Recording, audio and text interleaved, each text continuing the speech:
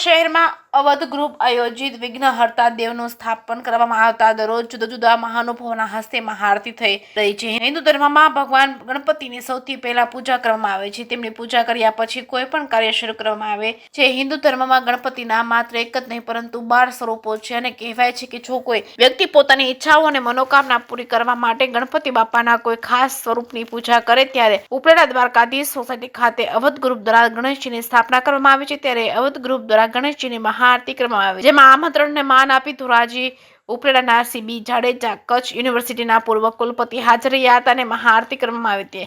તેમજ ગણેશ મહોત્સવમાં ભક્તો દ્વારા દરરોજ સવાર સાંજ આરતી પૂજન પ્રસાદ સાથે આરાધના કરવામાં આવે છે। તેમજ રાત્રે અલગ અલગ કાર્યક્રમ કરવામાં આવે છે। રાસ ગરબા, રામધૂન, સત્યનારાયણની કથા જેવા અનેક કાર્યો કરવામાં આવે છે। જે કેસરી ગુજરાતી સાથે હર્ષી આહિર ઉપલેટા। આજે અવધ ગ્રુપ આયોજિત આ ગણેશ ઉત્સવની અંદર આરતી માટે મને આમંત્રણ આપવામાં આવ્યું હતું। આજના આ આરતીના કાર્યક્રમમાં ધોરાજી ઉપલેટાના ધારાસભ્ય શ્રી મહેન્દ્રભાઈ પાડલિયા સાહેબની સાથે આરતીના આ પ્રસંગનો લાવા લેવાનો મોકો મળ્યો। અવધ ગ્રુપે ઇકો ફ્રેન્ડલી પર્યાવરણની જાગૃતિને ધ્યાનમાં લઈને જે ઇકો ફ્રેન્ડલી ગણપતિની મૂર્તિ સ્થાપના કરી છે એની બીજા દિવસની પૂજાનો આજે લાભ અમને મળ્યો। એ માટે અમે અવધ ગ્રુપના બધાના ઋણી છીએ।